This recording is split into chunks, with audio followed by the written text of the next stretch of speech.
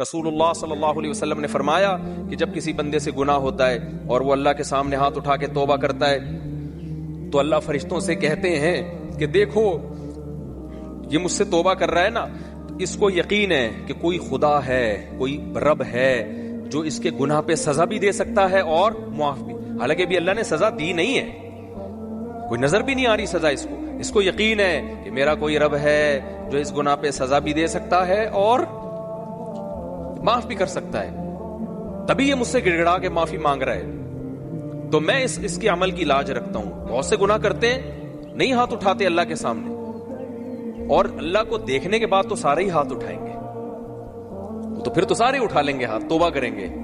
اللہ کہہ رہے دیکھا نہیں ہے اس نے، میری آیات پر ایمان لایا ہے، میری نشانیاں دیکھ کر، میرے پیغمبروں کی دعوت پر لبیک کہا ہے، تو اس عمل کی لاج رکھ کے میں اس کی توبہ کو قبول کروں گا. حدیث میں آتا ہے پھر وہ دوبارہ گناہ کرتا ہے، پھر دوبارہ اللہ کے سامنے آ کے معافی مانگتا ہے.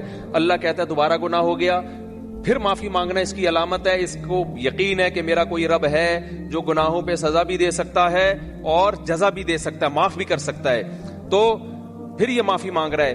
نبی صلی اللہ علیہ وسلم کی حدیث کا مفہوم ہے 70 دفعہ بھی کوئی گناہ کر کے 70 دفعہ توبہ کرے گا تو اللہ اس کے اس جذبے کی لاج رکھ کر اس کے گناہ کو معاف کرے گا. اس کا مطلب یہ نہیں کہ آپ 70 دفعہ گناہ کریں، مقصد ایک سمجھانا ہے کہ توبہ میں تاخیر نہ کریں. تو اللہ معاف کیوں کر رہا ہے؟ اس توحید والے نظریے کی بیس پر کہ اس کو پتا ہے کہ مجھے گناہ معاف کروانے کے لیے میرے پاس اللہ کے سوا کوئی آپشن نہیں ہے. تو توحید اللہ کو بہت پسند ہے، شرک سے اللہ کو بہت زیادہ نفرت.